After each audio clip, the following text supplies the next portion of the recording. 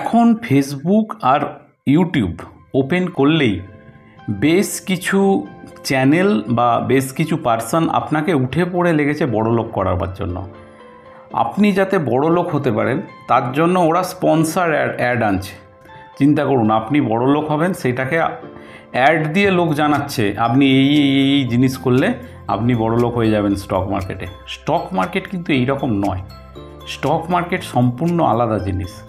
Stock মার্কেটে pure education নিতে গেলে এডুকেশন নিন, ইনকাম পরে। আপনি যে স্কুলে বাচ্চাকে ভর্তি করেছেন ইনকামের আশায় না এডুকেশনের আশায়? এডুকেশনের আশায়।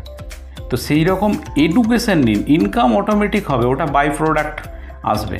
আপনার ছেলে যদি পড়াশোনায় ভালো হয় বা আপনার ভাই যদি পড়াশোনায় ভালো হয়, ইনকামটা অটোমেটিক আসবে। এডুকেশনে জোর দিন।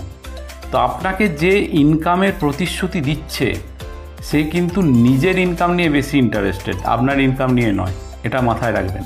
তো এই ধরনের চ্যানেলগুলোকে ব্লক করুন, আদারওয়াইজ কিন্তু আপনার টাকা নষ্ট হবে। থ্যাংক ইউ, ভালো থাকবেন।